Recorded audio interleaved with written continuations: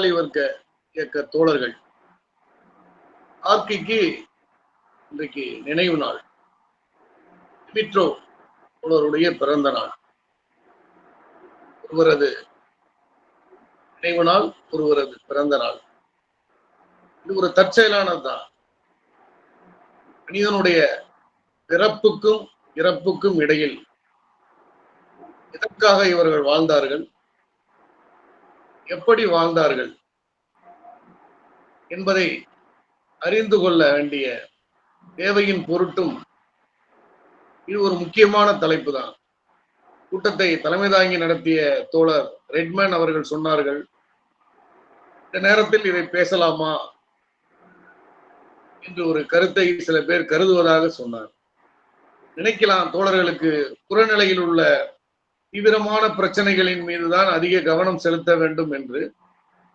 அப்படித்தான் புறநிலையாக பல விஷயங்களை அனைத்து இது போன்ற மார்க்சிய இயக்கங்களும் பேசிக்கொண்டுதான் இருக்கிறார்கள். பேசாம இல்ல, முற்றிலும் இதுவும் அவசியம் அப்படிங்கிறதுனால பேச வேண்டிய தேவை இருக்குது. பார்த்தா சீனாவே கொந்தளித்து புரட்சிகர நிலைமையில் இருக்கும் போதுதான் புரட்சிக்கான தயாரிப்பு நேரத்தில் கூட ஏழாம் கலை இலக்கிய உரையை மாவோ ஏன் நிகழ்த்தினார்? ரஷ்யாவில் பிரச்சனைகள் தலைக்கு மேல சூழ்ந்த நேரத்தில் தான் வாதங்கள்லாம் நடந்திருக்கு. இஸ்க்ரா பத்திரிகையில பார்த்தா கலை இலக்கியவாதிகளோடு லெனினுடைய உரையாடல், லெனினுடைய கருத்து போராட்டங்களை கூட நம்ம பார்க்கலாம். இது ஏன் முக்கியங்கிறத ஒரு பெருமளவு நாம் உணர தவறி இருக்கிறோம் என்பதும் ஒரு பகுதி உண்மைதான். அதை குறைபாடா பார்ப்பதை விட எந்த ஒரு வேலையிலையும் முதல் வேலை எது என்பது நம்மை வேகமாக அதுதான் கைப்பற்றி அழைத்து செல்கிறது. அப்ப கலை இலக்கியங்கிறது எப்பயுமே அரசியலை ஒட்டி அரசியலுக்கு பின்னால் வருவது. அப்ப அதனோட முக்கியத்துவத்தை மார்க்சிய ஆசான்களும் மக்களிடம் வேலை செய்த தொழிலாளர் வர்க்க இயக்கத்தார்களும் உணர்ந்திருக்கிறார்கள். வரலாறு நெடுக அதை உணர்ந்துதான் இருக்கிறாங்க. அதையும் ஒட்டிதான் இந்த கலை இலக்கியம் பண்பாடு பற்றிய விஷயங்களிலே ஒரு கம்யூனிஸ்ட் அல்லது சமூகத்தை மாற்ற விரும்புகிற யாராயிருந்தாலும் தேர்ச்சி பெற வேண்டும் என்கின்ற அடிப்படையோடுதான் மாவோ கூட சொன்னாரு, கலாச்சாரம் இல்லாத படை மந்த புத்தியுடைய படையினாரு. மிக தெளிவாக சொன்னார். உணர்வுபூர்வமாக மனிதன் வாழ்கிறான். எவ்வளவு பிரச்சனை இருந்தாலும் சரி, இன்னைக்கு மக்களுக்கு இல்லாத பிரச்சனைய, வேலை பிரச்சனை, ஊதிய பிரச்சனை, குடும்ப பிரச்சனை, மன அழுத்தங்கள், இந்த சூழ்நிலையிலேயே மக்கள் தலையில கொண்டாந்து தக் லைஃப கட்டுறானா இல்லையா, வசூலை எடுக்கிறானா இல்லையா? ஒரு சின்ன நவீன திரைப்படங்களை வைத்துக்கொண்டு இன்னைக்கு அது வெவ்வேறு வகையில அமேசான்ல பிரைம் டைம் இப்படியெல்லாம் தீர்மானிச்சு ஒரு நடுத்தர வர்க்க, ஏன் ஒரு தொழிலாளி வர்க்கத்தை கூட அதற்குள் இழுத்திருக்கிறது ஆளும் வர்க்கம். அப்ப அதன் முக்கியத்துவத்தை சொல்வதற்காக இதை கொஞ்சம், இது கலை இலக்கியம் தொடர்புடையது என்பதால் அதை கொஞ்சம் புரிதலுக்காக இதை கொஞ்சம் நம்ம தெரிஞ்சுக்கிறதுல தவறில்லை, கொஞ்சம் பிரிவா பேசலாம். ஏன்னா நம்ம அரசு என்பதை எப்போதும் இராணுவம், போலீஸு, சட்டங்கள் இதை வைத்து மட்டும் மக்களை ஒடுக்கவில்லை. எந்த வரலாற்று கட்டங்களை நீங்க பாருங்க, மன்னராட்சியா இருக்கட்டும், எப்பையா இருக்கட்டும், பண்ணையார்களா இருக்கட்டும், அடிதடி போலீஸு இராணுவம் மட்டுமல்ல மக்களை ஒடுக்குவது. மக்களை ஒரு கலாச்சார மனநிலையில் வைத்திருப்பதற்காக கோயில், திருவிழா, புராணங்கள், நவீன முதலாளித்துவ உலகில் சினிமாக்கள், சீரியல்கள், பட்டிமன்றங்கள், எல்லா கலை வடிவங்களையும் ஆளும் வர்க்கம் தேர்ச்சி பெற்றவர்களை கைப்பற்றி கொண்டு மக்களை உளவியல் ரீதியாக தன்னுடைய கட்டுக்குள் வைத்திருப்பதற்கான அனைத்து கலாச்சார தாக்குதல்களையும் தொடுத்து கொண்டிருக்கிறது. அது தாக்குதல்னு யாராலையும் உணர முடியறதில்லை. மார்க்ஸ் சொன்னார் இல்லைங்களா, நம்மை சுற்றி பல்லாயிரம் பவுண்டுகள் எடையுள்ள காற்று அழித்துக் கொண்டிருக்கிறது. அந்த அழுத்தத்தை நம்மால் எவ்வாறு உணர முடியவில்லையோ அதுபோல புரட்சியின் அழுத்தத்தையும் உணர முடிவதில்லை என்று ஒரு முறை அழகாக சொன்னார் கவிதை. இதை போல. ஆக இது பேசுவது என்பது அனைத்து பேச்சுக்கும் அடிப்படையான ஒரு தன்மையை, ஒரு உணர்வை நமக்கு வழங்கக்கூடிய ஒரு பொருள் என்பதால், இன்னைக்கு இந்த இணைய வழி கூட்டத்தில் இருக்கிறவங்க பொதுமக்கள்லாம் யாரும் அதிகம் கிடையாது. ஒரு முன்னணியாளர்கள். அதுவும் இன்னைக்கு வேலை நாள், அலுவல் நாள் என்பதால் இயன்ற தோழர்கள் இந்த அளவுக்கு சிரமப்பட்டு இதுல ஆர்வத்தோடு இணைஞ்சிருக்கிறாங்க. அப்ப நாமே தெளிவடைய வேண்டிக் கொள்ள, இதை பற்றியெல்லாம் அதிகம் பேச நமக்கு சந்தர்ப்பமே அமையறதில்லை. இன்னும் சொல்ல போனா கலை இலக்கியம் பற்றி மார்க்சிய குழுக்கள், இயக்கங்களுக்குள் நடைபெறக்கூடிய வகுப்புகள், உரையாடல்கள் ரொம்ப குறைவுதான். ஒப்பீட்டளவுல சுத்தமா இல்லைன்னு சொல்லல, ஒரு பார்வை இருக்கும். அது காரணம் நமக்கு அதுக்கான தேவை என்பது மட்டுமல்ல, அதில் தேர்ச்சி பெற்ற நபர்களே நம்மிடம் அதிகம் இல்லை என்ற ஒரு பகுதி உண்மையும் இருக்குது. அப்ப இது ஒரு பிடிவாதமாக என்னுடைய வர்க்கத்துக்காக நான் இந்த வேலையை செய்ய வேண்டும், இந்த வர்க்கத்தினுடைய வாழ்நிலையை மாற்றுவதற்காக இந்த கலை இலக்கிய ஆற்றலையும் நான் கைவர பெற வேண்டும் என்று உணர்வோடு வேலை செய்வதற்கு இந்த கண்ணோட்டம் அவசியம். அப்படி செய்தவரில் ஒருவர் தான் நம்முடைய அன்புக்குரிய தோழர் மாக்சிம் கார்கி. கலை இலக்கியத்துக்கு அரசியல் கண்ணோட்டம் தீர்மானிக்குது. ஆனா கலை இலக்கியத்தின் களம் என்ன? கலை இலக்கியத்துக்கு வாழ்க்கை தான் ஆதாரம். வாழ்விலிருந்து இதை எடுத்து வழங்க தெரிய வேண்டும். மாக்சிம் கார்கி, அலெக்சி என்று சொல்லக்கூடிய பெற்றோரால் பெயரிடப்பட்ட பெயர் அது. கார்கி என்று பெயரை வைத்துக் கொண்டார். ஏன்? கார்கி என்றால் ரஷ்ய மொழி கசப்பு. புத்தகங்களை படிச்சிருப்பீங்க. தான் வளர்ந்து வாழ்ந்த சூழல் முழுக்க அவருக்கு கசப்பா இருந்தது. ரொம்ப சின்ன குழந்தையில அப்பா அம்மாவை இழந்துட்டாரு. அவருடைய அருமை பாட்டி அக்குலின், அந்த பாட்டி அம்மா தான் அவரை வளர்த்து எடுத்திருக்கிறாங்க. கடினமான உழைப்பாளி, எப்போதும் அடுக்கலை. கணவர் எப்போதும் ஆணாதிக்க தன்மை கொண்டவர். அவங்க தாத்தா அடிப்பாரு, உதப்பாரு, மிரட்டுவாரு. அப்ப சின்ன குழந்தையிலேயே பாட்டி இருக்கக்கூடிய சூழல், அனாதரவாக விடப்பட்ட சூழல், அந்த பாட்டி அரவணைப்புல ஒவ்வொரு நாளும் அந்த பாட்டி இவருக்கு நிறைய கதைகளை சொல்லுவாங்களாம் கார்கிக்கு. அந்த கதைகள் மூலமாக அவர் தன்னுடைய அக உலகத்தை விரிவடைய புரிந்து கொள்ள ஆரம்பிக்கிறார். இந்த உலகத்தை கண்டு அஞ்சி நடுங்கிய ஒரு புறாவை போல பாட்டியிடம் அணைந்து கொண்டு கேட்கிறார். ஏன்னா அவர் அடித்தளத்துல உள்ள பிரிவை சேர்ந்தவங்க. நாட்டிலேயே ஜாருடைய கொடுங்கோன்மை, உழைக்கின்ற மக்கள் ஒரு நிம்மதியான இனிமையான வாழ்க்கையை வாழ முடியல. இந்த கடினத்துக்கு இடையில் அவருடைய குழந்தை பருவம் எவ்வளவு தொந்தரவா இருந்திருக்கும் பாருங்க. கேட்கறதுக்கு அப்பா ஒரு பேனா வாங்கி கொடு, அம்மா எனக்கு ஒரு நோட்டு புத்தகம் வாங்கி கொடுன்னு பெற்றோர்களும் இல்லை அவருக்கு. அப்ப உழைச்சி சாப்பிடுற அடிப்படை தேவைக்கே ஒரு மிகப்பெரிய போராட்டமான சூழல் வாழ்க்கை. பிற்பாடு அவர் தாத்தா ஒரு சாயப்பட்டறை வைக்கிறாரு. அதுல பல பேர் சுற்றுச்சூழலை அவர் பார்க்கிறாரு. தாத்தா உழைப்பாளிகளையும் கூட சில பேர் எப்படி மிரட்டுறாரு. இந்த சிறு தொழில் செய்பவர்களுக்கே உரிய என் காலில் நிக்கிறேன்டா, நானா உருவாக்குனதுரா அப்படிங்கிற தன்மை அந்த வாழ்க்கையிலிருந்து எப்படி எல்லாம் வருதுங்கிறது அவர் உணர்ச்சி செய்யப்படுறார். அவர் கற்றுக்கொள்கிறார். அப்ப அவங்க பாட்டியம்மா பல கதைகளை, நீதி கதைகளை, இன்னும் சொல்ல போனா அவர் சிறு வயசுல சொல்றாரு, அடுக்களை பூதம்னு ஒரு கதையை அடிக்கடி சொல்லுவாங்களாம். அடுப்படியில், நம்ம வீட்டு அடுப்படியில ஒரு பூதம் இருக்கு, அதுதான் நம்மளை வாழ வைக்குது என்று சொல்லி வேற வீட்டுக்கு போனாலும் அந்த பூதம் நம்மளுடைய வரும் என்றெல்லாம் அவர் அந்த கற்பனை கலந்த மாயாஜால கதைகள் போல அவருடைய உணர்வுகளை, ஒரு பிற தன்னை தவிர பிற ஒன்று இருக்கிறது என்ற ஆரம்ப நிலையிலே, அது மாயாஜால கதையா இருந்தாலும் அந்த உணர்வு நிலை தூண்டப்பட்டிருக்கிறாரு. அதற்கு அடுத்த கட்டம் அவர் ரொம்ப சிரமப்பட்டிருக்கிறாரு. செருப்பு தைக்கிற தொழிலாளிகிட்ட போய் கூட இருந்து செருப்பு தைக்கிறது, ரொட்டி கடையில வேலை செய்யறது, சாயப்பட்டறையில வேலை செஞ்சு பார்க்கறது, பிச்சைக்காரர்களோட உறங்குவது, சமயத்துல படுத்துக்க எங்கேயோ போய் பேப்பர் பொறுக்கி வாழ்வது, எப்படியெல்லாம் வாழ்ந்திருக்காரு பாருங்க. அடித்தள மக்கள் சூழ்ந்து வாழக்கூடியது இளம் வயதிலே அவருடைய நாடி நரம்புகள்ல இந்த அடித்தள மக்கள், உழைக்கும் மக்கள், கைவிடப்பட்டவர்கள் எல்லோருடைய உணர்வுகளும் அவர்களுக்கு அவருடைய தன்னுணர்வுகள் அப்படியே சாறு போல இறங்குது. இதுதான் பிற்பாடு அவருடைய கலை இலக்கியத்தின் ஆற்றலாக ஊற்று எடுக்கிறது. இந்த சூழலில் அவருடைய குழந்தை பருவம் இருக்குது. கொஞ்சம் வளர்ந்தோன ஒரு சமையல் கூடத்துல, ஒரு நீராவி கப்பல்ல வேலை செய்யக்கூடிய கேண்டீன் போல அந்த சமையல் கூடத்துல பாத்திரம் கழுவுற வேலைக்கு போறாரு. அந்த சமையல்காரர் தான் இவருக்கு நூல்களையே அறிமுகப்படுத்துறாரு. புத்தகம் படிக்கிற பழக்கமே. என்னுடைய சொந்த வாழ்க்கையில நான் பார்த்திருக்கேன். சமயக்காரங்க நெறைய பேர் நமக்கு அவங்கள பத்தி தெரிஞ்சவங்களுக்கு தெரியும்.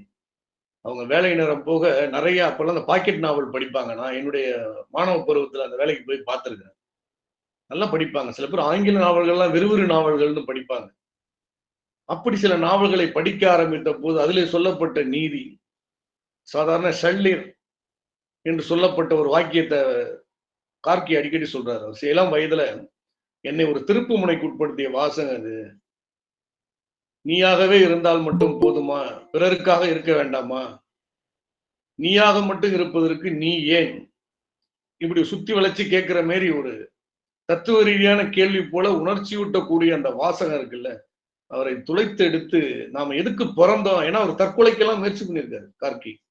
என்னடா வாழ்க்கைன்னு. அந்த அளவுக்கு அவருடைய வாழ்க்கை கடினமாக வழங்கப்பட்டிருக்கிறது. அப்படிப்பட்டவருக்கு ஏன் வாழ வேண்டும் என்ற முதல் பொறியை பத்த வைக்குது இந்த மாதிரி நூல்கள். அவர் இளமையில அலைஞ்சு திரிஞ்சு பல வீட்டுக்கு வேலை செய்யறப்பெல்லாம் சில பேர் இரவான இனிப்பு ஸ்வீட் எல்லாம் கொடுத்துருக்குறாங்க. திரும்ப ஒரு வீட்டுல கூப்பிட்டு இருந்தாப்பா ஸ்வீட்டை சாப்பிடுப்பான்னப்ப எனக்கு ஸ்வீட் வேணாங்க, ஏதாவது படிக்க புத்தகம் இருந்தா கொடுங்கன்னு சொல்லி வாங்கி படிச்சிருக்கிறார். அவருடைய அறிவு தாகம், சமூகத்தை கற்றுக்கொள்வது, சமூகத்திலிருந்து விலகாமல் கற்றுக்கொள்வது. அதனால்தான் கார்க்கி உருவானார். கார்க்கி என்றால் கசப்பு என்று சொல்கிறோம் இல்லையா? தொழிலாளி வர்க்கத்தை அக்கம் பக்கமாக வாழ்ந்து தனக்கு கசப்பான வாழ்க்கையை வழங்கப்பட்டாலும் அவர் உலகத்திற்கு வழங்கியதோ இப்புரட்சி எனும் இனிப்பு. அந்த கண்ணோட்டத்தை தான் அவர் வழங்கியிருக்காரு. இது கார்க்கி நம்முடைய தலைவர்கள் என்பதற்காக தொழிலாளி வர்க்கத்தினருடைய வாழ்க்கையை கூர்ந்து கவனிச்சு பாருங்க. எத்தனை பேரு நகர்ப்புறத்துல இருக்கிறதுனால எல்லா ஊர்லயும் இப்ப இருக்குது.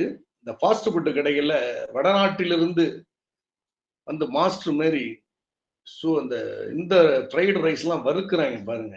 அந்த அனல்ல நின்றுகிண்டு சிக்கன் ஃப்ரைட் ரைஸ், அந்த ரைஸ், இந்த ரைஸ் ஆர்டர் கொடுக்க கொடுக்க அவங்க வறுக்கிறப்ப தன்னையே வறுப்பது போல அவன் அந்த டனல்ல நிற்பாங்க. முதலாளிகள் அதே மாதிரி பெரிய 5 ஸ்டார் ஹோட்டல்கள், அங்க இருக்கக்கூடிய சமையல் சிப்பந்திகள் மிக குறைந்த கூலி, குறிப்பிட்ட பேருக்கு தான் நட்சத்திர சம்பளம். அந்த அழுத்தத்திலும் கசப்பாக அவன் வந்து தன்னுடைய இந்த இளம் வயதில் தன்னுடைய மன உணர்வுகளை பகிர்ந்து கொள்ள சமுதாயத்தோடு உறவாடவே வழி இல்லை. பொழுதுக்கும் அதிலே கிடக்கிறான். அந்த மூலதனத்திற்காகவே தன்னுடைய மூளை, இதயம், நாடி, நரம்புகளை அடகு வைத்தவன் போல அவனுக்கு வாழ்க்கை அழுத்துகிறது. அந்த ஒரு நிமிஷம் இந்த கசப்பான வாழ்க்கையில அவன் வாழ்க்கையை வெறுத்து, இந்த முதலாளி சம்பளம் தர்றதில்ல, தேவையை பூர்த்தி செய்யறது இல்ல, நெருக்கடி கொடுக்கிறான், நிரந்தர பணி தர்றதில்ல, என்னடா வாழ்க்கை என்று ஒரு தொழிலாளி ஒரு சொட்டு விஷத்தை கலந்தான்னா அவன் கதை என்ன ஆகுது? 5 ஸ்டார் ஹோட்டல் கதை. என்றைக்காவது ஒரு தொழிலாளி அப்படி நினைக்கிறானா? அழுகிய இதயம் படைத்தவன் முதலாளியா இருக்கிறான். தன்னை அழுத்தும் சூழ்நிலையில் கூட பிறருக்கு வந்து நல்ல முறையில் உணவு தரணும், எந்த உயிருக்கும் தீங்கு செய்யக்கூடாது என்ற அடிப்படை அறம், மனித அறத்தை அந்த தொழிலாளி வர்க்கத்தை பார்க்கிறோம். எவ்வளவு தனியார் பேருந்து ஓட்டுநர்கள் வேலை செய்யறாங்க, பல தவறுகள் தொழிலாளி வர்க்க நிகழுது. ஒரு நிமிஷம் என்னடா வாழ்க்கைன்னு நினைச்சு அவன் விட்டானா என்ன ஆகுறது? பயணிகள் கதை. அப்படி நினைக்கிறானா தொழிலாளி? அழிவு சக்தி அல்ல தொழிலாளி, ஆக்க சக்தி. இதை தன்னுடைய அனுபவபூர்வமாக பெற்றுக்கொண்ட இந்த ஆக்க ஆற்றல் தான் கார்க்கியினுடைய கலை இலக்கிய ஆற்றலாக கைவரப்பெற்றது. இந்த இளமை பருவத்திலிருந்து அவர் மெல்ல கத்துக்கிறார். நீங்க எழுதிய மனிதர்கள்ட்ட கொஞ்சம் இலக்கியங்கிறனால கொஞ்சம் நடைமுறை போய் கொஞ்சம் பேசுறேன். கார்க்கிக்கு மட்டுமல்ல, நாமும் உழைக்கின்ற மக்களுக்கு அக்கம் பக்கமாக வாழ பழக வேண்டும். எல்லா விதமான ஒரு கலைஞனா இருக்கிறான்னா வாழ்க்கையை உற்று கவனிக்கணும். தன்னுடைய வாழ்க்கையை மட்டும் சுத்தி பார்த்துக்கிட்டே இருக்கக்கூடாது. பிறரது வாழ்க்கை, எல்லா வர்க்கத்தையும் நம்ம கற்கணும். மேல்தட்டு, கீழ்த்தட்டு, இடைத்தட்டு, முக்கியமா உழைக்கின்ற மக்கள், அனாதைகளாக கைவிடப்பட்டவர்கள். நான் சென்னையில அந்த மாதிரி சில அனுபவங்களை பெற்றிருக்கிறேன். அவர்களுக்குள்ள சமூக அறிவை கண்டு வியந்திருக்கிறேன். ஒரு முறை சென்னை பெரம்பூர் லோக்கோ ரயில் நிலையத்தில் நள்ளிரவு வண்டியை தவற விட்டேன். ஏதோ அந்த லோக்கோ ஸ்டேஷன் வந்து நின்றுட்டேன். பார்த்தா பிச்சைக்காரர்கள் வரிசையா படுத்து கிடக்குறாங்க. எனக்கு கொஞ்சம் கூட தயக்கம் இல்லை, இது ஒரு சூழல், இதையும் பார்த்துருவோம் அப்படின்னு சொல்லி அப்படியே போய் அவங்க அவங்க பக்கத்துல போக முடியல, கொஞ்சம் தள்ளி போய் அந்த கட்டையில அப்படியே உட்கார்ந்துட்டு இருக்கிறேன் நான் மட்டும். ஏன்னா ரயில் வரதுக்கு எப்படி இன்னொரு 3 மணி நேரம் விடிகாலில் தான் வர முடியும். அதுக்குள்ள ரயில்வே போலீஸ் வந்து அடிச்சு விரட்டுது. எல்லாம் ஒரு இடத்துக்கு போயிட்டு அவனுக்கு தெரியுது, அவன் போய் தூங்கிடுவான், நீ இந்த இப்படி போயிட்டு இப்படி வந்துருன்னு பேசிட்டு வந்து கரெக்டா அசம்பிள் ஆகுறாங்க. உட்காந்துட்டு அவங்க சொல்றாங்க, காலைல போ கொரட்டூர் ஏரியில போய் காலைல கட்டி குளிக்கலாம், துணியை துவைக்கலாம், எல்லாம் காய போட்டுடலாம், 11 மணிக்கெல்லாம் முடிச்சிடலாம், அப்படியே திருவாலங்காடு கோயிலுக்கு போகலாம், அடுத்த வாரம் நாகூர்ல கந்தூரி வருது அங்க போயிடலாம். அவங்களுடைய வாழ்க்கை தேவையை அவங்க திட்டமிட்டு பேசுறது இருக்கு இல்லைங்களா? நம்ம நினைக்கலாம் ரோட்ல போறப்ப சில பேர் பிச்சைக்காரன்டா, அவனுக்கு என்ன தெரியும்னு நினைக்கிறான். உண்மையில் கூர்ந்து சமூகத்தை எவன் எப்படி நடந்துப்பான், போலீஸ்காரன் எப்படி யோசிப்பான், அவன் எவ்வளவு பொறுப்பா வேலை செய்வான், ஒரு பேருக்கு செஞ்சுட்டு போய் படுத்துருவான், கோயில் குளம் எங்க இருக்கு, எங்க நம்ம போய் எந்த நேரத்துல மக்களுக்கு இடையூறு இல்லாம நம்ம குளிச்சுட்டு ட்ரெஸ்ஸை சீக்கிரம் மாத்திக்கலாம், இதையெல்லாம் மிக சுவாரஸ்யமாக ஒரு தகவல். வாழ்க்கையில புதுசு தானே, நம்ம வந்து பிச்சைக்காரர் வாழ்க்கைக்கு போகாத நிலையில இருக்கிறதுனால அவங்களோட கவனிக்கிறப்ப இப்ப இதையெல்லாம் இது போன்ற சூழல் எல்லாம் கார்க்கி ஆட்பட்டிருக்காரு. அதனால்தான் அவர்களை பற்றி எழுத முடியுது. அவர் எழுதிய கலைஞரை மட்டுமல்ல, பல பேரை உலகெங்கும் உலக தழுவியது. கலையினுடைய தன்மை என்னன்னா அதனுடைய பொதுத்தன்மையும் இருக்கும், குறிப்பிட்ட தேசியத்தன்மை வட்டாரத்தன்மையும் இருக்கும். ஆனா அந்த பொதுத்தன்மையோட இணைந்து இருக்கிறதுனாலதான் தாயில பாக்குற ஒரு கேரக்டர் நம்ம ஒரு தொழிலாளி வர்க்கம் இங்கேயும் பாக்குற மாதிரி நம்மளால முடியுது. இந்த தாய் மட்டும் அவர் எவ்வளவு ரொம்ப ஈஸியா எழுத முடியுதா? நம்ம இன்னைக்கு தாய் படிக்கிறோம் அமைதியான சூழல்ல உட்கார்ந்து. அவர் அமைதியான சூழல்லே தாய் நாவல் உருவான அந்த பின்னணியை பார்த்தீங்கன்னா ரொம்ப கடும், அது ஒரு போராட்டம். இந்த சூழல்ல எழுத முடியுமான்னு நினைப்போம். நமக்கு ஒரு சிறு இடையூறு வந்தா கூட அதை சாக்கிட்டுக் கொள்ள பழகிக் கொள்கிறோம். கார்க்கி அப்படி இல்லை. அமெரிக்காவுக்கு போல்ஷிக் கட்சிக்கு நிதி திரட்ட போனவர் அங்கு ஒரு மலைப்பகுதியில இருந்து அதை எழுதுறாருங்க. பல இடையூறுகள். இந்த தாயை போலவே ஒரு சின்ன நூல் எழுதியிருப்பாரு. தமிழ்ல வந்து தமிழ் புத்தகாலயம் போட்டிருக்கிறாங்க, அமெரிக்காவிலேன்னு. அதை படிச்சு பாருங்க. அமெரிக்க முதலாளி வர்க்கம் எப்படி வந்து கூத்தடிக்கும் அப்படிங்கறதெல்லாம் நல்லா எழுதியிருப்பாரு. தங்கப்பல் கட்டினவன், அதை பெருமையா பீத்துறவன், அவனுடைய பரோபகாரத்தனம், அவனுடைய ஊதாரித்தனம் கார்க்கி நடையில படிக்கிறப்ப ரொம்ப அற்புதமா இருக்கும். அது கிடைச்சதுன்னா வாங்கி படிச்சு பாருங்க. இன்னொரு குறிப்புல கூட படிச்சிருக்கிறேன், அந்த முதலாளிகள் வந்து இரவு வாழ்க்கை, அவனுக்கு அந்த கிளப்ல கொளுத்த கோழிகள் கேவுவது போல இருக்கும் அவர்களுடைய ஆட்டமும் பாட்டமும் எழுதியிருப்பார். இப்ப எழுத்துல வார்த்தையில இருக்கு.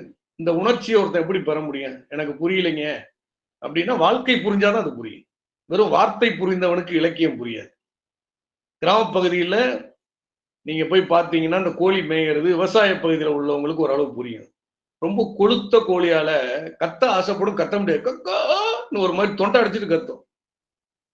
கொளுத்த கோழி கேவுவது போல அந்த வார்த்தையை ரசிக்கணும்னா அந்த வாழ்க்கையை அறிந்தவனால அந்த முழு சுவையோட ரசிக்க முடியும். அதனாலதான் சொல்றேன், இலக்கியம் வந்து வாழ்க்கை ஆதாரம். வாழ்க்கை யதார்த்தவாதம் இது மட்டும் போருமா? அப்படிப்பட்ட கலைஞர் அல்ல. இங்கிருந்து அடுத்த கட்டம் நகர்றாரு கார்க்கி. தோழர், எனக்கு இன்னும் எவ்வளவு நேரம் பேசலாம் கொஞ்சம் சொல்லிடுங்க. பேசுங்க, முழுமையா பேசுங்க, டைம் இருக்கு. 2 பேர் தான் பேச போறீங்க. 5 நிமிடத்துக்கு முன்னாடி சுட்டி காட்டிருங்க, நான் சரண முடிச்சு. அப்படி அடுத்த கட்டம் எப்படி நகர்றாருன்னா, ஒரு எழுத்தாளன் இயல்பாக ஒரு கலை இலக்கியத்தை கற்றுக்கொள்கின்ற யதார்த்தவாதம் என்பதல்ல, அந்த யதார்த்தத்தை இன்னொரு யதார்த்தமாக மாற்றுவதற்கு ஒரு நோக்கம் வேண்டும். கலைக்கு நோக்கம் உண்டு. நோக்கமில்லாத கலை என்று எதுவுமே கிடையாது. அது மகிழ்விப்பது, அனுபவிப்பது என்று எடுத்துக்கொண்டாலும் அதற்குள்ள ஒரு நோக்கம் இருக்கு. அதுவும் வர்க்க சமுதாயத்தில் வர்க்க நோக்கத்தோடு தான் கலைகள் படைக்கப்படுகின்றன. அப்படி கார்க்கி வந்து முதல்ல சமூகத்தை பார்க்கிறாரு, சமூகத்தில் வாழக்கூடிய பல்வேறு மக்களுடைய வாழ்க்கையை பார்க்கிறாரு. இந்த சமூகத்தினுடைய அவலத்தை பார்த்து இதை வேறு ஒன்றாக மாற்ற விரும்புகிறாரு. அப்ப இந்த சமூக யதார்த்தவாதத்தை ஒரு அரசியல் குறிக்கோள் யதார்த்தவாதத்தாலதான் மாற்ற முடியும். அந்த நேரத்தில் அவருக்கு ரஷ்யாவுடைய சமூக ஜனநாயக கட்சியோட தொடர்பு கிடைக்குது. அந்த கட்சியோட தொடர்பு கிடைச்சாலும் அவர் அப்படியே பயணப்படலை. அந்த கட்சியில் உள்ள பல்வேறு போக்குகள், சிந்தனை முரண்பாடுகள், சித்தாந்த விஷயங்களை பார்க்கிற போல்ஸ்விக் பிரிவை தான் அவர் ஆதரிக்கிறார். இவர்கள் தான் சரியான அமைப்பு, இவங்களாலதான் ரஷ்யாவுடைய நிலைமையை மாற்ற முடியும் என்பது உள்ளார்ந்து அவருக்கு பதியுது. அந்த போல்ஷிக் கட்சி தொடர்புக்கு பிறகுதான் தோழர் லெனினுடைய தொடர்பு அவர் கிடைக்குது. லெனினை பற்றி அவர் பார்த்ததே ஒரு பெரிய சொற்சித்திரமா எழுதியிருப்பாரு. லெனின் சொற்சித்திரம்னு ஒரு நூல் இருக்கு, கார்கி, அதை படிச்சு பாருங்க. என்ன எழுத்து! ஏன்னா இலக்கியம் என்பது உணர்வால கார்கியே சில சந்தர்ப்பத்தில் சொல்வார், மனிதன் இதயத்தால் பெரும்பாலும் ஆளப்படுகிறான். அப்போ ஒரு சமூக உணர்வினுடைய பல்வேறு வடிவங்கள் தான் கலை இலக்கிய வடிவங்கள், உணர்வு ரீதியானது. அந்த உணர்வை புறநிலை தான் தீர்மானிக்குது. புறநிலையிலேருந்து நமக்கு செலுத்தப்படுற ஒண்ணு உள்ளுக்குள்ள அகவயத்துல போய் ஒரு அக உலகத்தை உருவாக்குது.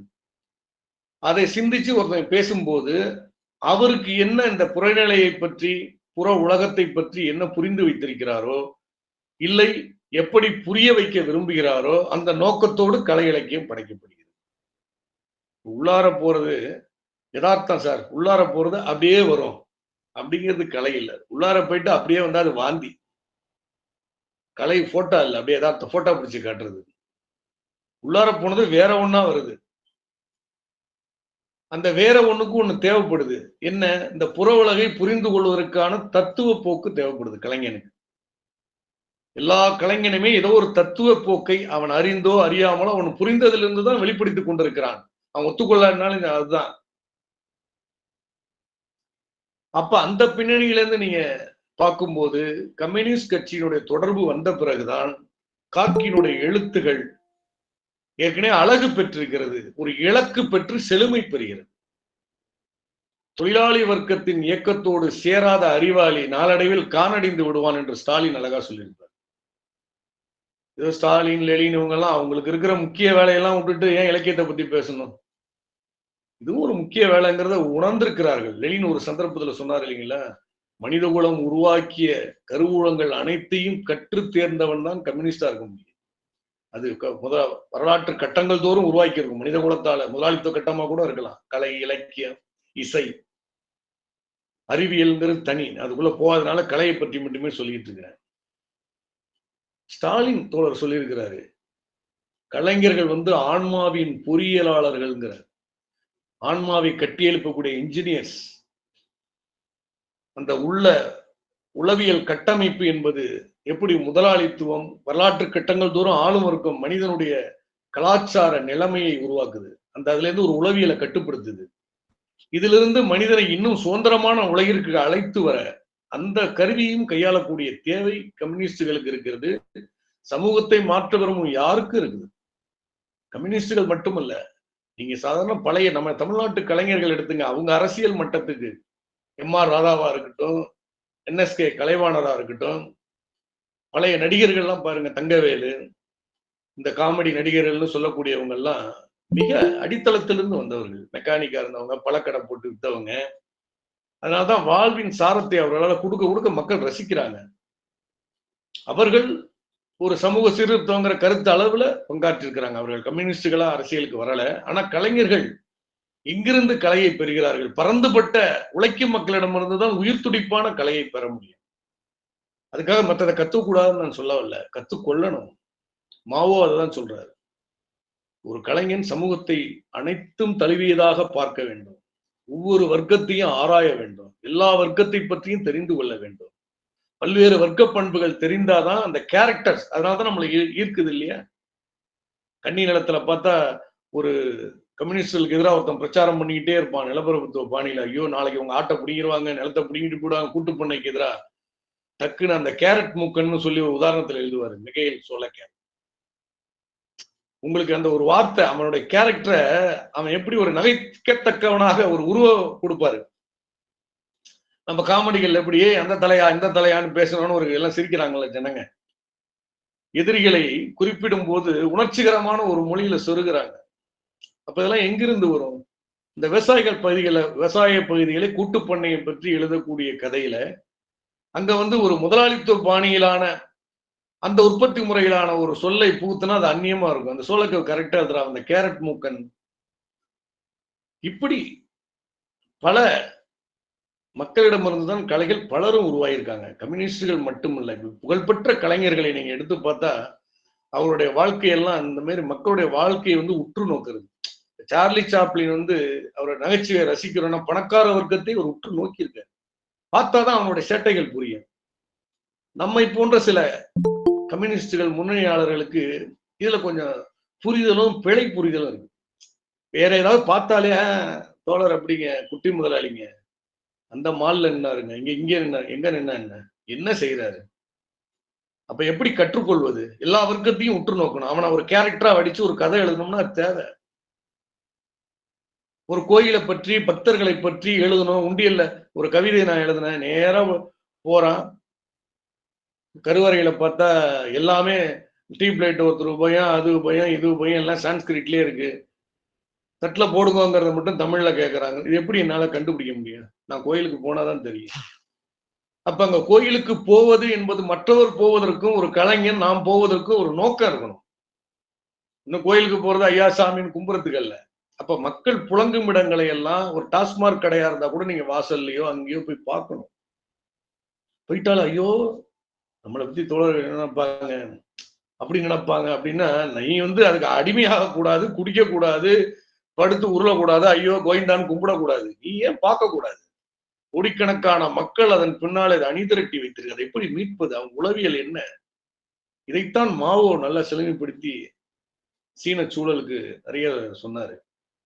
பழமையான இலக்கியங்களில் உள்ள சரியான விஷயங்களை நீங்க தேர்ந்து எடுக்கணும், விமர்சன பூர்வமா கற்கணுங்கிறத பல மார்க்சிய ஆசான்கள், ஸ்டாலினா இருக்கட்டும், மாவோவா இருக்கட்டும், அவங்களுடைய புராண கதைகள் உள்ள சில மீண்டெழுந்த கெட்டதை அழிக்கிற சின்னங்களை வந்து அப்படி பயன்படுத்தி நாங்க பீனிக்ஸ் பறவை கூட நாம் எழுவோம்லாம் பேசுறாங்கல்ல, அது என்ன பகுத்தறிவற்றவாதமா? இங்க வந்து ஒரு வரட்டு பகுத்தறிவை நம்ம மேல திணிச்சிருக்காங்க. இதை உடைக்கணும். இப்ப திருக்குறள் அது ஒன்றும் பெரிய புரட்சிகர இலக்கியம் கிடையாது. ஒரு காலகட்டத்து நிலவுடைமை காலத்து இதுதான், மன்னராட்சியில இருந்திருக்கு.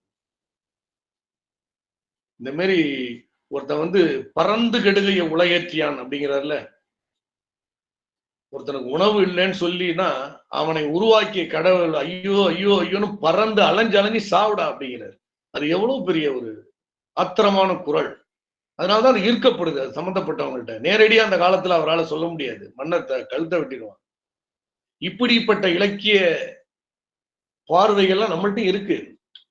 அதன் பின்னே தோல் கண்டேன் தோளே கண்டேன்னு கம்பன் முன்னாடியே போயிடக்கூடாது. அதை கற்றுக்கொள்ள வேண்டும். மக்களை இந்த கலை இலக்கியம் எப்படி கட்டி போட்டுச்சு, அந்த முடிச்சு எங்க இருக்கு, ஏன் மக்கள் இதுக்கு மயங்குறாங்க, இதை வந்து தன்னுடைய வாழ்க்கையில வந்து கார்கி வந்து நல்லா தெளிந்தார்.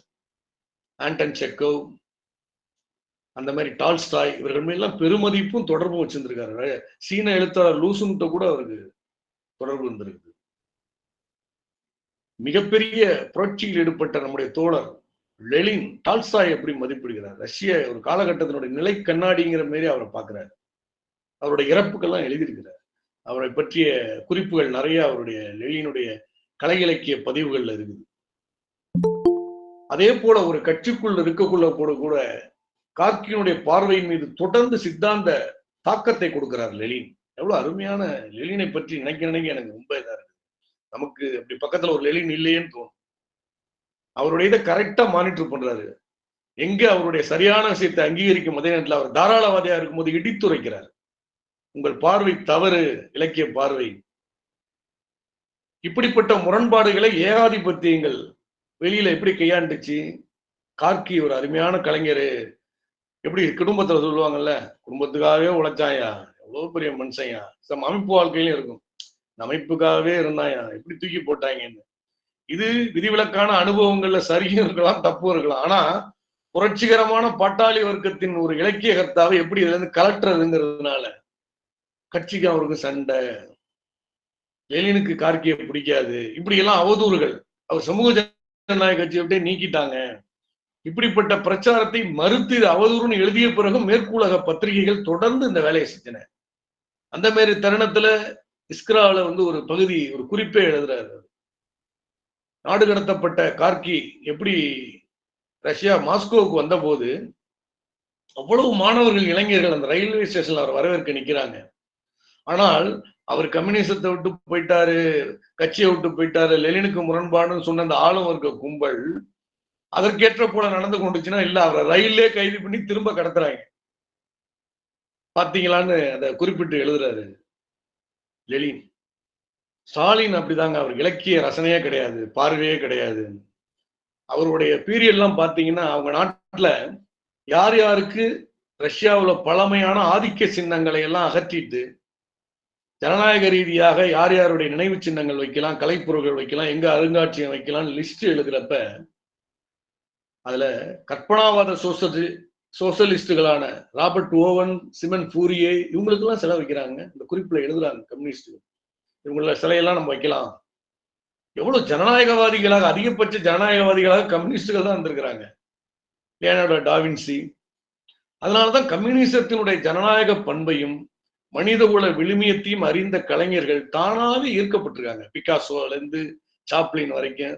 சாப்ளினை கடுமையா அந்த அமெரிக்க நீதிமன்றம் மிரட்டிய போது, ஆமா ஒரு கம்யூனிஸ்டையும் ஒரு தாய் தான் பெத்தா, என்னையும் ஒரு தாய் தான் பெத்தா, கம்யூனிஸ்ட் ஆதரிக்க தப்பு இல்லைன்னு சொன்னார் துணிச்சலா.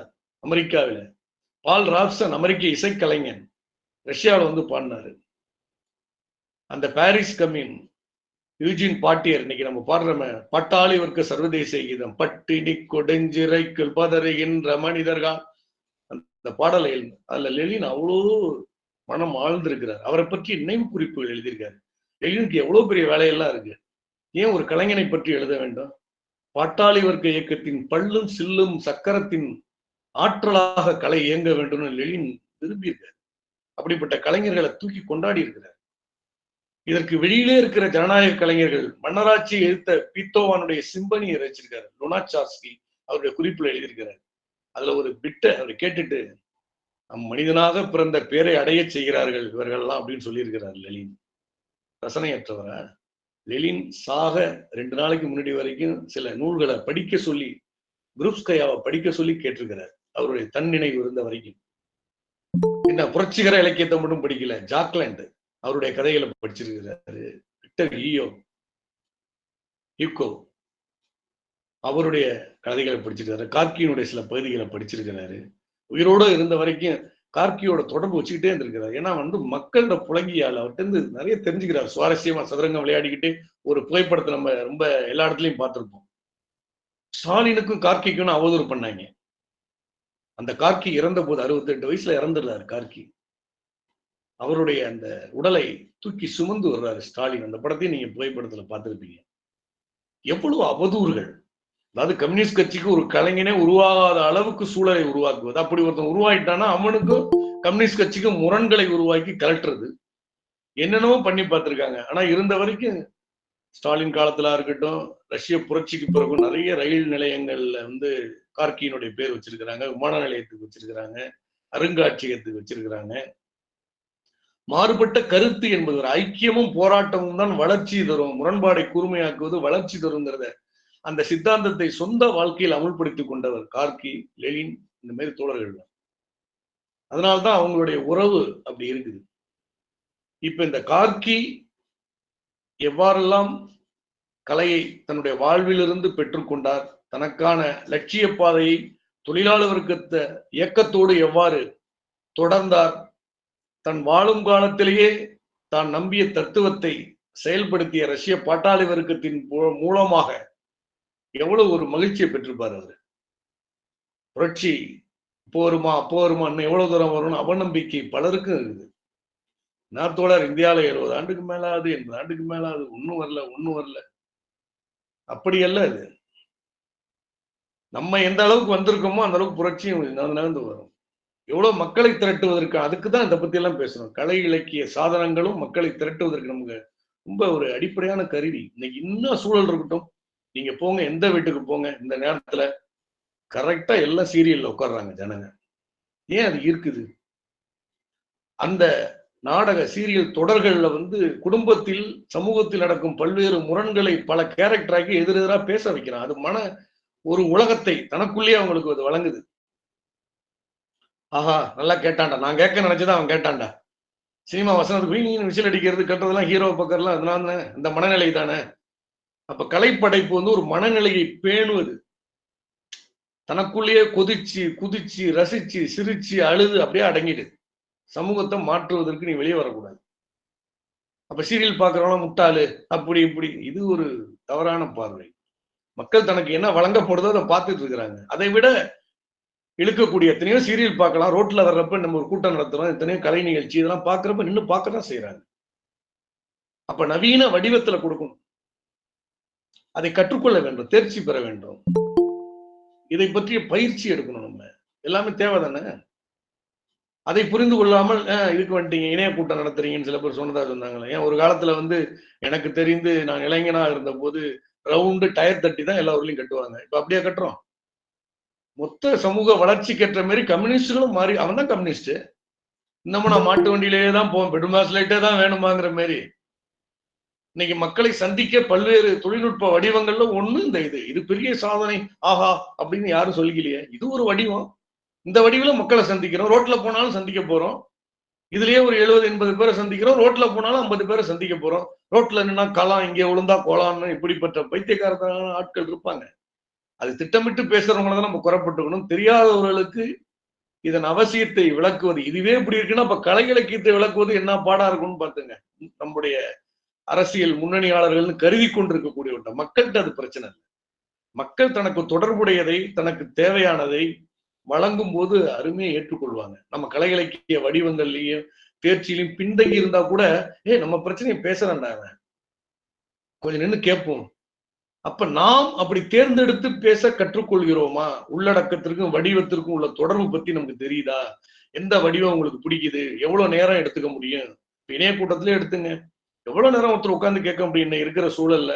எல்லாம் வேலைக்கு போயிருக்கிறாங்க. இப்பயாவது பதிவு பண்ணி தோழர்கள் போடுறாங்க, முடிஞ்சப்ப கேட்டுக்கிறாங்க. அப்ப அந்த சின்ன குறு நாடகங்கள், கார்கி அதெல்லாம் நடிச்சிருக்கிறாரு.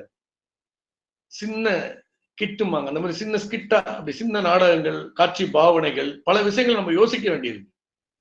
இப்படிப்பட்ட முறையில வரணும். அப்ப கலை இலக்கியம் பொதுவா நானும் ஆடுறேன், பாடுறேன், ஜீ தமிழ்ல எல்லா குழந்தைங்களும் பாடுது, எல்லாரும் அதை ரசிக்கிறாங்க. அப்படியே கலை இலக்கியத்துல அந்த ரெண்டு போக்கையும் நம்ம பார்க்க வேண்டியிருக்கு. இலக்கிய அடிமைத்தனமும் கூடாது, சித்தாந்த கொத்தடிமைத்தனமும் கூடாது. இது ரெண்டையும் நம்ம எதிர்க்க வேண்டியது. இதை மாற்றாக கலை இலக்கியத்தில் நிறுவி எதிர்க்கக்குள்ளதான் நம்ம அறுவடை பண்ண முடியும். விமர்சிச்சுக்கிட்டே போறதுல என்ன இருக்கு? மாற்று இயக்கம் போல கலை இலக்கிய இயக்கத்தையும் மாற்று இயக்கத்தை நாம் உருவாக்கி வழி நடத்த வேண்டும். சிறுக சிறுக ஒருத்தர் 2 பேர் வரட்டும், ஆனா அதை செய்யறோமாங்கிறது தான் இங்க பிரச்சனை. அப்படி செய்வதற்கு என்ன தேவை? வெறும் கலை இலக்கிய தேர்ச்சி மட்டும் பத்தாது. ஒரு சிறந்த கலைஞன், சிறந்த கவிஞன், சிறந்த எழுத்தாளன், சிறுகதை ஆசிரியன் சிறந்த முறையில் மக்களை சென்றடையும்னா சிறந்த சித்தாந்தம் அவனுக்கு முதல்ல தேவை. அந்த சித்தாந்தத்தை ரஷ்ய போல்ஷிக் கட்சி கார்கிக்கு வழங்கியது. கார்கியும் அதை தழுவினார். அப்ப அரசியல் சித்தாந்தம் தான் தலைமை தாங்குது. எந்த அளவுக்கு ஒருத்தர் அரசியல் சித்தாந்த ரீதியாக தெளிவு பெறுகிறாரோ அந்த அளவுக்கு அவர் கலையை எளிமையாகவும் வலிமையாகவும் கொடுக்க முடியும். நமக்கும் அதுதான் அனுபவமா எடுத்துக்க முடியும். அந்த பின்னணியில் இன்னும் ஒரு 10 நிமிஷம் மட்டும் சுருக்கமாக, இன்றைய ஒரு பாசிச சூழ்நிலையில என்ன மாதிரியான கலை இலக்கியத்தை ஆளும் வர்க்கம் கையாளுகிறது? ஒரு பக்கம் சூப்பர் இம்ப்ரெஷனிசம்ங்கிற மாதிரி சூப்பர்மேன் மாதிரி மோடி, அவருக்கு எல்லாம் அவர் போட்டு போறது என்ன, நடக்கிறது என்ன, அவர் பேசுறது என்ன, நினைச்சா ராக்கெட் அங்க விடுவாரு, எல்லையில அங்க அடிச்சு துவம்சம் பண்ணிடுவாரு, இங்க பண்ணிடுவாரு, தூக்கிடுவாரு. இப்படி ஜனநாயக விரோதமாக அடக்குமுறை ஒடுக்குமுறை செய்கின்ற ஒரு பிரச்சனைய எப்படிப்பட்ட மனநிலையை பிஜேபிக்காரன் உருவாக்குறான்னா, இது ஒரு சூப்பர் ஹீரோ தன்மை போல உருவாக்கி காட்டுறான். எது ஒடுக்குமுறையோ அதை கொண்டாட்டமாக அவனுடைய தளங்கள்ல பரப்புறான். அப்ப இந்த ஒடுக்குமுறை கலாச்சார பாசிச கலாச்சாரத்தை மக்கள் முதல்ல புரிஞ்சுக்கிறாங்களா? மக்கள்கிட்ட அப்படி தன்மை இறங்குது மெல்ல. அட்டிச்ச ராணுவம் சுட்டுச்சுன்னா ஆஹா பெரிய ஹீரோங்கிற மாதிரி. அமரன் ஒரு படம் எடுத்து அவரு சிவகார்த்திகேயன் நடிச்சிட்டாலே தேசத்தையே காப்பாத்துற உணர்ச்சியை கொடுத்துட்டாரு மாரி. இப்ப தேசம்னா யாரு? தேசத்துக்கு முக்கிய விவசாயியா, தொழிலாளி, யாரால இந்த உலகம் நடக்குது, இதை பற்றிய தெளிவு அவங்களுக்கு யாரும் கொடுக்கல பெருமளவு. அப்ப இந்த பாசிச கலாச்சாரம் ஒரு பக்கம் சூப்பர் ஹீரோயிசத்தை உருவாக்குறது. ராம்போ எப்படி அமெரிக்கால 90களில் வச்ச ராம்போ எல்லாம் செஞ்சிருவாரு, துப்பாக்கி வச்சுக்கிட்டே முடிச்சிருவாருங்கிற மாதிரி. வியட்நாம்கிட்ட அடி வாங்கி பல்லு போய் மண்டை போய் சட்டை கிழிஞ்சு டிராயரை உருவிட்டு விட்டாங்க அமெரிக்கா ஆளும் வர்க்கத்தை. ஆனா ராம்போ வந்து அதை கற்பனையா தீர்த்துக்கிட்டாரு. ஏன்னா அமெரிக்க மக்களே கூட அந்த வியட்நாம ஆக்கிரமிப்பு யுத்தத்தை எதிர்த்தாங்க. இருந்தாலும் அந்த நடுத்தர வர்க்கம் கொலிப்புள்ள வர்க்கத்தினுடைய மனநிலையை ராம்போ படம் எடுத்து தீர்த்துக்குச்சு. அவரு போய் எல்லாத்தையும் அடிச்சு காலி பண்ணிடுவாரு. எவ்வளவு ஹாலிவுட் திட்டமிட்டே எவ்வளவு சமூக மாற்றத்திற்கு எதிரான படங்கள். லாஸ்ட் எம்பரர்னு ஹாலிவுட்ல ஒரு படம், சீன மன்னன் பூயி, அந்த படத்தை மகா கேவலமா எடுத்திருந்தான். ஆனா அந்த ஒரு மன்னன் மனிதனான கதைன்னு அந்த பூயி அவரே தன்னுடைய சுயசரிதை எழுதியிருக்காரு. அந்த கதையில அவர் என்ன எழுதியிருப்பாருன்னா, நான் ஒரு மன்னனா இருந்ததுனால மனுஷ உணர்வு என்கிட்ட இல்ல, கம்யூனிஸ்டுகள் என்னை மறுவார்ப்பு செய்து உழைப்பு முகாமில் வைத்து என் வேலையை நானே செஞ்சுக்க பழகிறது, ஓஹோ இதுதான் மனுஷனா அப்படின்னு அந்த ஆள் அறிந்து கொண்டதை கம்யூனிஸ்டுகள் தான் என்னை மன்னன் என்று ஒரு கைதி நிலையிலிருந்து மக்களாக விடுதலை செய்தார்கள் பாரு. இந்த உணர்ச்சிக்கு மாறா எப்படி வாழ்ந்த மனுஷன் இந்த மாரி பண்ணிட்டாங்களே, ரொம்ப கஷ்டப்படுத்தி உழைக்க வச்சு அவரு கையாலேயே அவரை சாப்பிட வச்சு அவரு கையாலேயே ஒரு கால் கழுவி அவரு காலாலேயே அவர் நடந்துங்கிற மாரி இதெல்லாம் ஒரு சிரமம் போல அந்த படத்தினுடைய தன்மை அப்படி பண்ணியிருப்பாங்க மோல்டப். இதே போலதான் ஹாலிவுட்ல பல படங்கள், இந்திய சினிமாக்கள் அப்படிதான், தமிழ்நாட்டு சினிமாக்கள், சீரியல்கள் அனைத்திலும் இது மிகப்பெரிய கலாச்சார பொருளாதார அரசியல் நோக்கத்தோட கட்டமைப்பு. இது இந்த கட்டமைப்பு வந்து மக்களுக்கு திகட்டுறப்ப வேற ஒண்ணு கொடுக்கறது.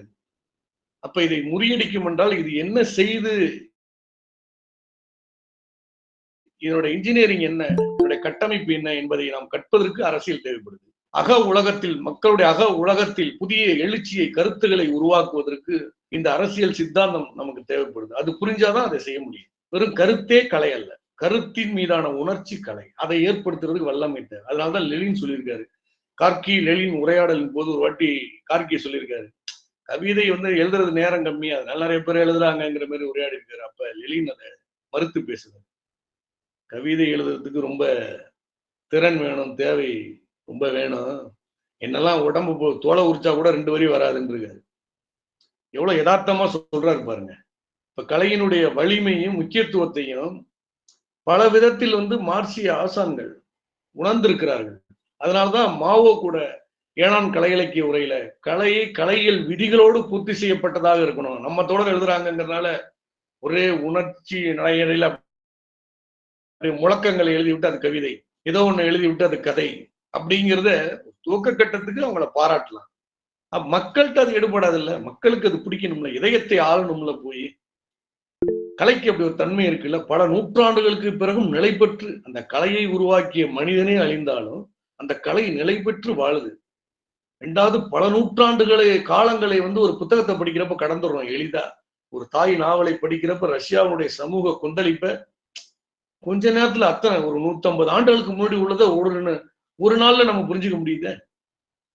அப்ப கலையினுடைய ஆற்றல் வலிமை என்பது மனிதனை அகரீதியாக இயக்குது.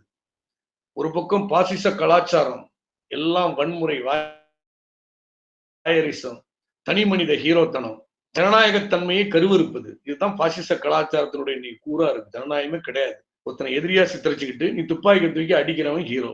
சிவகார்த்திகேயன் மிகப்பெரிய தேசப்பற்றாளன், ஏன்னா அவன் கையில தேசப்பற்றுக்கான துப்பாக்கி இருக்கு, அதனால ஏத்தாள இருக்கிறவன் எல்லாம் எதிரி.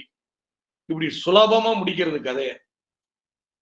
இன்னொரு பக்கம் போராடி இதையும் மீறி போராடணும், இந்த நாட்டுல எதுவுமே சரியில்லை, இவனெல்லாம் திருட்டு பசங்க, ஒழிக்கணும்டா, மக்களுக்குன்னு ஒண்ணு தேவைடான்னு உணரச் செய்யறவங்களை வந்து நிகிலிசம், கலை இலக்கிய கோட்பாடு. நிகிலிசம் என்ன, வாழ்க்கை குறிக்கோளற்றது, அர்த்தமற்றது, வாழ்வதற்கான நோக்கம்னு ஒண்ணு வேண்டாம், அந்த வாழ்வின் நோக்கத்தை மறுப்பது, எல்லாமே பொருளற்றதுங்க. என்னதான் இருக்கு, சாதாரண தொழிலாளிகள் தன்னிலையா பேசிப்பாங்களே, என்ன வாழ்ந்து என்ன இது, எதுக்கு வாழ்றோன்னே தெரியல, எதுக்கு பிறந்தோன்னே தெரியலங்கிறத மேல இவனுக்கு டெவலப் பண்ணி, ஆமாப்பா சும்மா அவங்க கூப்பிடுறான், இவன் கூப்பிடுறான், மஜாக்காரன் கூப்பிடுறான், மாக்காக்காரன் கூப்பிடுறான், அவன் கூப்பிடுறான், மாவோயிஸ்ட் கூப்பிடுறான், அவன் எல்லாம் போயிடாத, உன் வாழ்க்கை அதோ கதிதான், ஏற்கனவே இவன் அதோ கதியில வச்சிருக்கான், இதை சிந்திப்பவன்ட்ட வந்து இவன் இப்படி பீதி விட்டுவான். வாழ்க்கைன்னா இப்படிதான், என்ன பண்றது, போன ஜென்மத்து பாவம் அப்படின்னு சொல்றது. இப்படி ஒரு பக்கம் பெருவாரியான கைவிடப்பட்ட மக்கள், ஆன்மீகம் அது இதுன்னு அப்படி அழைச்சிட்டு போறது. எங்க பார்த்தாலும் நடுத்தர வர்க்கம், ஏழைகள்ல பிரதோஷம் பாலை கொண்டு ஊத்துறாங்க. அது ஏன் பிரதோஷம் ஹிட் ஆகுதுன்னா, சாமியால மட்டும் இல்ல, அங்க பிரசாதமும் கொடுக்குறான். பிரதோஷம் பிரசாதமா இருக்காங்க, அங்கங்க நின்று கொடுக்குறான், போய் பாருங்க. இதெல்லாம் கவனிக்கணும், நம்ம மக்கள் எப்படி ஆளப்படுறாங்கன்னு. பக்திங்கிறங்க 2ஆம் பட்சம், சமூக உணர்வும் அந்த நேரத்தையுடைய சமூக தேவைகளும், தனக்கு மறுக்கப்பட்ட வாழ்வின் இனிமையில ஏதாவது ஒரு பிட்டு இங்க கிடைச்சா போற, அதை வச்சு கொஞ்சம் சந்தோஷப்பட்டுக்கலாங்கிற தன்மையும் மக்களை இன்னும் பின்னுக்கு தள்ளுது. அப்ப அரசியல் ரீதியாக மக்களை ஐக்கியப்படுத்துகிற கலை நமக்கு தேவை. அதுவும் பாட்டாளி வர்க்க அரசியலுக்கு ஐக்கியப்படுத்துற கலை தேவை. இந்த சீர்திருத்தவாத திராவிடம் பேசிக்கிட்டு, தேசியம் பேசிக்கிட்டு, சும்மா நான் திராவிடன்டா, நான் தமிழன்டா, நான் பாப்பான்டான்னு. யாரா இருந்தாலும் நீ தொழிலாளிடா.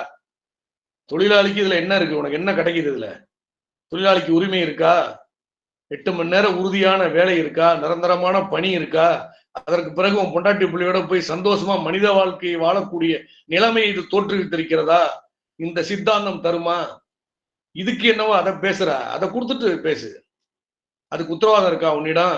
எந்த சித்தாந்தம் அதை உத்தரவாதப்படுத்துகிறது மனித வாழ்க்கை? ஆகையால் தொழிலாளி வர்க்கம் தனக்குரிய கட்சியை தேடிக்கொள்ளுமாறு போதனை செய்யக்கூடிய, அதோடு ஒன்றக்கூடிய அந்த கலைப்படைப்புகளை கற்று தேர்ச்சி பெறக்கூடிய நிலைக்கு நாம் வரணும். ஒரு ரஷ்ய கதை, அதை சொல்லி முடிக்கிறேன். அந்த பேரு ரொம்ப நாளைக்கு முன்னாடி படிச்சதுதான், அந்த எழுத்தாளர் அந்த பேர் மறந்துட்டேன். ரஷ்யாவில் பார்த்தா ஒரு குழந்தை, புரட்சிக்கு முன்னாடி எழுதப்பட்ட அந்த கதை தான். ஒரு குழந்தை கூட்டத்துல தாயை தொலைச்சிரும். ஒரே அழுது நிற்கும். போலீஸ் ஸ்டேஷன் அழைச்சிட்டு போய் அந்த குழந்தைய வச்சிருப்பாங்க. என்னடா அது, உங்க அம்மா எப்படிமா இருப்பாங்கன்னு கேட்பாங்க. அது ஒரே அடையாளம், எங்க அம்மா அழகா இருப்பாங்க. ஐயா இது என்னடா வம்பா போச்சுட்டு போலீஸ்காரன் போய் தெருவுலயே அழகானவங்க எல்லாம் திரட்டி கொண்டாந்து வைப்பான். இதோ இதுல யாருன்னு சொல்லு. இவங்க கிடையாது, எங்க அம்மான்னு அழுதுகிட்டே கிடக்கும். ஐயோ என்னடா இது, இதை விட அழகா இருப்பாங்களா? ஆமா அழகா இருப்பாங்க. போய் நடிகைகள் இவங்க கேட்டு ஒருவேளை அவங்களா இருக்க போறாங்க. இதுக்கு ஒண்ணுமே சொல்லல. அழகு அழகுன்னு அவங்க கண்ணோட்டத்துல வெள்ளைத்தூள், அழகு, எடுப்பான நாசி, அழகா தலை சீவி சூப்பரா ட்ரெஸ் பண்ணவங்க எல்லாரையும் கொண்டு வரான். எங்க அம்மா இல்லைன்னு அழுகுது. அந்த நேரம் பார்த்து போலீஸ் ஸ்டேஷன் வாசல்ல இருந்து எண்ணெய் பிசுக்கோடு, தலை விரி கோலத்தோடு, கருத்த தோலோடு, குண்டு மூக்கோட, தடித்த உதடோட ஒரு பெண் உடையாடுறா. அம்மான்னு போய் கட்டிக்குது. அந்த குழந்தையின் பார்வையில் தன்னுடைய சொந்த தாயை கண்டுகொள்வதுதான் அதற்கு அழகு. அதுபோல இந்திய தொழிலாளி வர்க்கத்தை, இந்திய பாட்டாளி வர்க்கத்தை தனக்குரிய சொந்த தாயான கம்யூனிஸ்ட் கட்சியை கட்டி தழுவும்படி இந்த அழகை உருவாக்குவதற்கு அனைத்து தோழர்களும் இயங்குவோம். தோழர்களே, நன்றி. வாய்ப்பிற்கு வணக்கம்.